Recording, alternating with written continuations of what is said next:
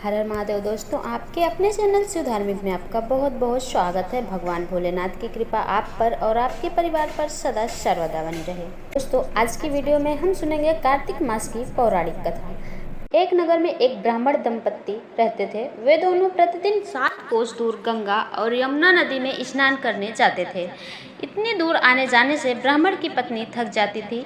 एक दिन उसने अपने पति से कहा कि हमारा एक पुत्र होता तो कितना अच्छा रहता।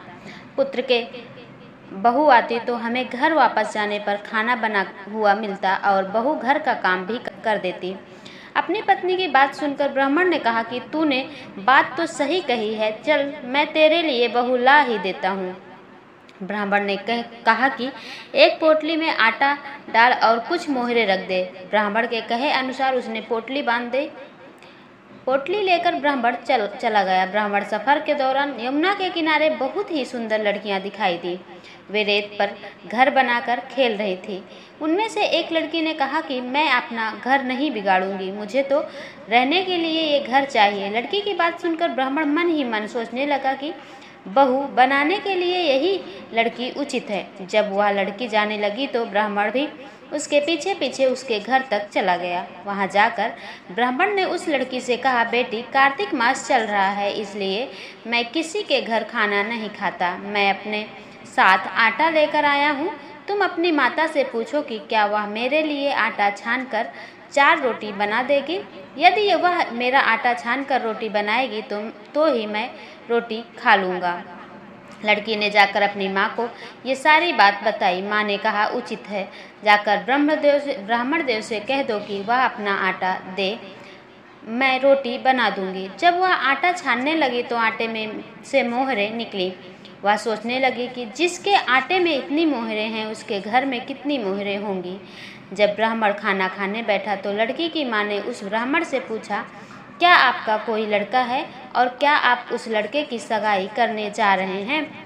यह सुनकर ब्राह्मण ने कहा कि मेरा लड़का तो काशी में पढ़ने गया हुआ है, लेकिन यदि तुम कहो तो खांड कटोरे से विवाह करके तेरी बेटी को अपने साथ ले जाऊं। लड़की की माँ ने कहा, ठीक है ब्राह्मण देव। इस पर लड़की की माँ ने लड़की की खांड कटोरे से शादी करके ब्राह्मण के साथ भेज दिया। ब्राह्मण ने घर आकर कहा, रामू की माँ, दरवाजा खोल कर देख मैं तेरे लिए बहू लेकर आया हूँ। ब्राह्मण की पत्नी भीतर से ही बोली, हमारे तो कोई बेटा बेटी नहीं है, तो बहू कहाँ से आए। दुनिया ताने मारती थी, अब आप भी मारने लगे। ब्राह्मण ने कहा, तू दरवाजा खोल कर तो देख। जब ब्राह्मणी ने दरवाजा खोला तो सामने बहू को खड़ी देखा। उसने बहू का स्वागत किया और आदर सत्कार के साथ अंदर ले आई। अब जब ब्राह्मण अपने पत्नी के साथ नदी स्नान करने जाता तो पीछे से बहू घर का सारा काम करके और खाना बनाकर रखती थी।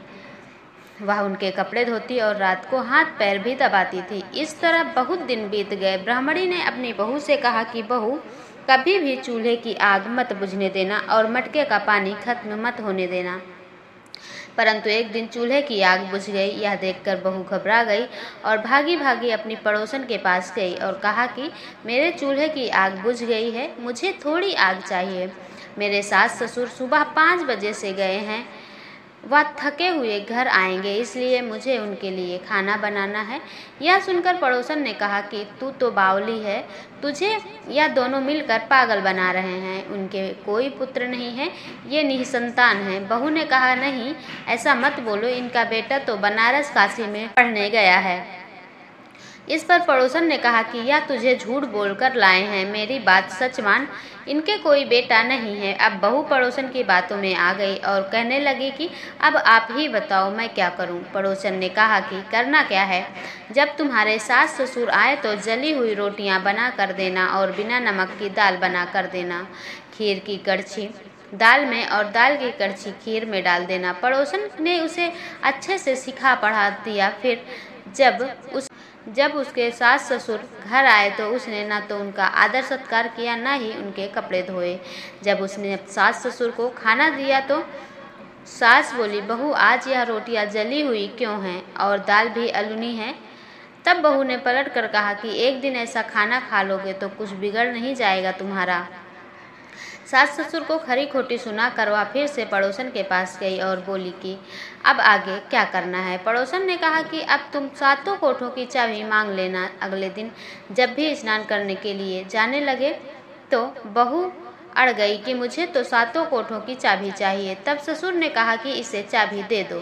तब सास ने बहू को चाबी दे दी। सास ससुर के जाने के बाद जब बहू ने दरवाजे खोले तो देखा कि किसी में अन्न भरा है, किसी में धन भरा है और किसी कोठे में बर्तन पड़े हैं। जब उसने सबसे ऊपर का 7वां कोठा खोला तो देखा कि शिव जी, पार्वती माता, गणेश जी, लक्ष्मी माता, पीपल पतवारी, कार्तिक के ठाकुर, राई दामोदर, तुलसी जी का बिड़वा, गंगा यमुना और 33 कोटि देवी देवता विराजमान हैं।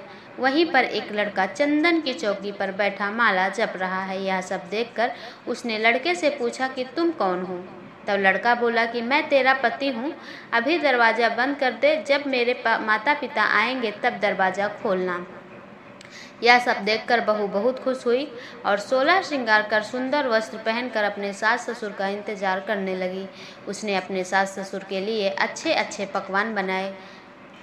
जब उसके सास ससुर घर आए तो उसने उनका आदर सत्कार किया और प्रेम पूर्वक खाना खिलाया और हाथ पैर दबाने लगी।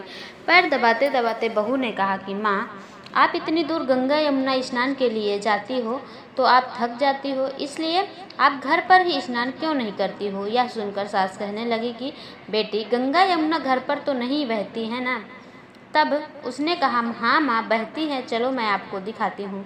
जब बहू ने 7वां कोठा खोला तो दिखाया तो उसमें शिव जी, पार्वती जी, गणेश जी, लक्ष्मी जी, पीपल पतवारी, कार्तिक के ठाकुर, राई दामोदर, तुलसीदास जी का बिड़वा, गंगा यमुना बह रही थी और 33 कोटि देवी देवता विराजमान थे। वहीं चौकी पर बैठा एक लड़का माला जप रहा था। माँ ने उसे देखकर कहा कि बेटा, तू कौन है। लड़का बोला, माँ, मैं तेरा बेटा हूँ। तब ब्राह्मणी ने पूछा कि तू कहाँ से आया है।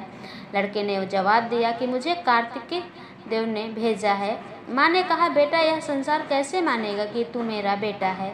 माँ ने कुछ विद्वान पंडितों से मदद मांगी। पंडितों ने कहा, इस पार बहू बेटा खड़े हो जाएं और उस पार माँ खड़ी हो जाए। माँ ने चमड़े की अंगिया पहनी हो और छाती में से दूध की धार निकल कर बेटे की दाढ़ी मूछ भिगो दे और पवन पानी से गठजोड़ बंधे, तब मानेंगे कि यह इस माँ का ही बेटा है। उसने ऐसा ही किया। चमड़े की अंगिया फट गई और छाती में से दूध की धार निकलकर बेटे की दाढ़ी मूछ भिगो गई। पवन पानी से बहू बेटे का गठजोड़ बंध गया। यह सब देखकर ब्राह्मण और उसकी पत्नी की खुशी का ठिकाना न रहा। तो यह थी कार्तिक मास की कथा। हे कार्तिक के ठाकुर, जैसे ब्राह्मण और ब्राह्मणी को बहू बेटा दिया, वैसे सबको देना। कार्तिक मास की कथा कहने, सुनने और हुंकार भरने वाले सब पर कृपा करना। तो दोस्तों, ये रही कार्तिक मास की कथा।